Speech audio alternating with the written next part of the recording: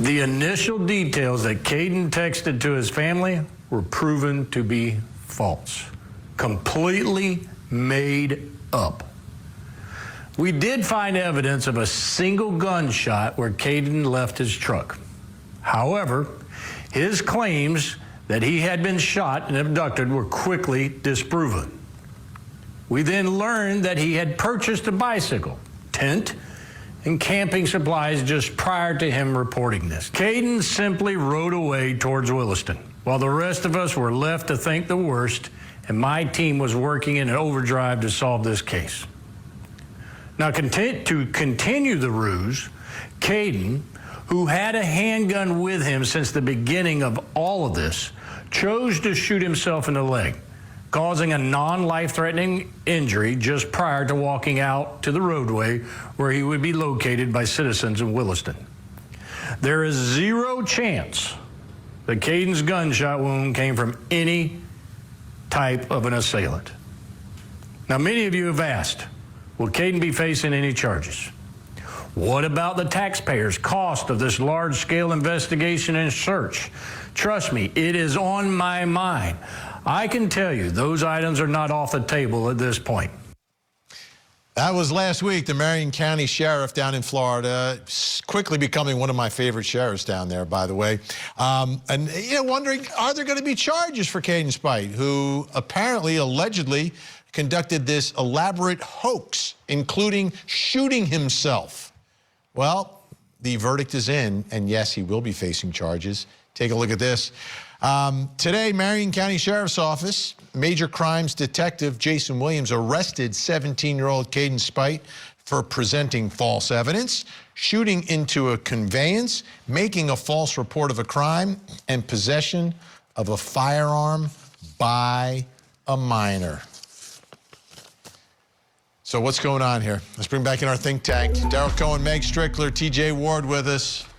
I'm not surprised that he got charged. Well, I knew it last week. Well, he needed to be charged. But this, to me, is more about tomorrow and tomorrow's tomorrow. He's going to be prosecuted. They'll take care of him. But we have to tell everyone else who may be thinking about false report of a crime that he or she cannot do it, because the law enforcement people, wherever you live, are going to be after you, and they're going to prosecute you.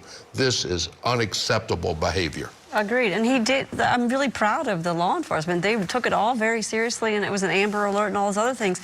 What I do think when I look at this case as a defense lawyer, though, is I'm going to go have him do a psychiatric evaluation, see what mental illness is going on here, because how in the heck would you shoot yourself no matter what? Beyond all the rest of this storyline, it is all bizarre. No, he was all in. All right, TJ, I'm going to give you some more facts. You ready? Okay. September 25th, 4:10, deputies respond to the 12800 block of Highway 484 in Dunellen after Speight texted his family that he had been shot, and Life 360 showed that as his last known location. When deputies arrived, they located the truck. However, he was nowhere to be found. Crime scene technicians observed a bullet hole through the windshield of the vehicle, suspected blood, his severely damaged cell phone, drag marks in the dirt, and here's the key, I think, bicycle tracks leading away from his truck. Further investigation and testing revealed that Speight had fired the shot through the windshield, splattered a mixture of blood in the truck, and destroyed his cell phone, then fled the area on a bike with camping supplies he purchased at Walmart just before reporting this incident. An eyewitness also advised that he saw Speight leaving the area on a bicycle. I guess that was an easy alleged crime scene to kind of evaluate. I don't know how you can see that the sheriff talked about how much time was put into this investigation from this kid who's apparently missing somewhere or whatever. What was his purpose of why he did this? Who was he trying to impress that he was kidnapped or whatever? Was it his parents? Was it somebody else? But mere to say, I'm glad he's charged, and I knew he would be, to say the fact of the false report of a crime would have been the great starter. And he was charged with that along with other charges, and he needs to be charged because he caused a major scene for law enforcement, taking something very serious about people going missing. And this obviously is a major problem. Yeah, especially in a smaller county like Marion County. I mean, the community's going to come together. They're going to pour almost all their resources on it. All right, I've got one more update for you. This is from the Marion County Sheriff's Office. While continuing the investigation, detectives additionally learned that Speight had mentioned running away before, and they located ChatGPT searches on his laptop about collecting his blood without causing pain and Mexican cartels. What he wanted to do, in my view, was to say PPM, poor, pitiful me, and I am just a victim of this horrible, horrendous thing.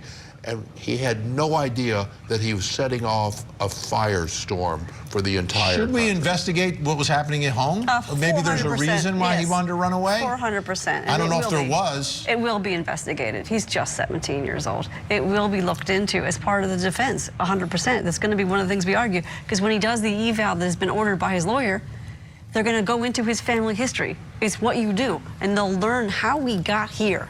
Because how did he do all that stuff to his car, to his leg, to the city, to Marion County? I mean, this is awful. I mean, there was a lot of planning and plotting that went into this. But if you look into his background, I mean, he seems like a pretty normal 17-year-old in rural Florida. But I guess something else is going on He's here. emotionally That's why immature. I said family.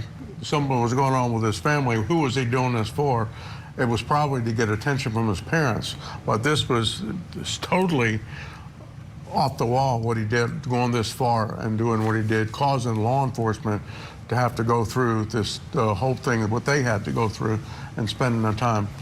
If I represented him, the first thing would be a psychiatric evaluation. The second thing, he would be in counseling 2 to 3 to 4 times a week.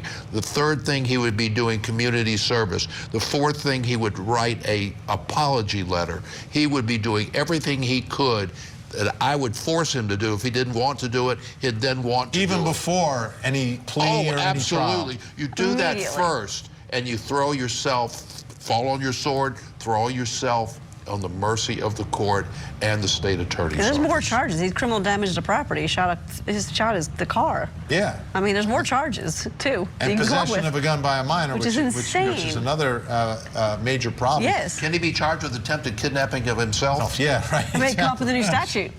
Yeah. So the future for this child, he's still a child, he's 17, but obviously facing serious charges for what he did. Is this a case where he deserves incarceration? No. Definitely not. No, and that's spelled N-O, not K-N-O-W. He deserves a lengthy, probated sentence with a great deal of supervision where he can't breathe incorrectly without the proper officials being aware of it. And then the onus is on him to make the right direction, to go in the right direction for the rest of his life. Yeah. When I first heard the story and heard that it was a hoax, and the age of the child, the first thing I'm thinking is social media, right? Everyone wants to become, that hero, get the attention from the world, because maybe there would be some miraculous escape from the Mexican cartel that kidnapped him. Obviously, it didn't turn out that way, but I think that's something else that they'll need to look into. So there's planning, but obviously the level of sophistication not there. There's cameras everywhere. We're going to see what you did, what happened at the scene. They put the pieces together. Is there a moral to this story? One other thing, by the way, I would have him do is work with the police department as they investigate other crimes so he understands the severity of what happened and what he could have caused. Moral of the story is, this technology is all over us right now. You're not getting away with anything. Not anymore.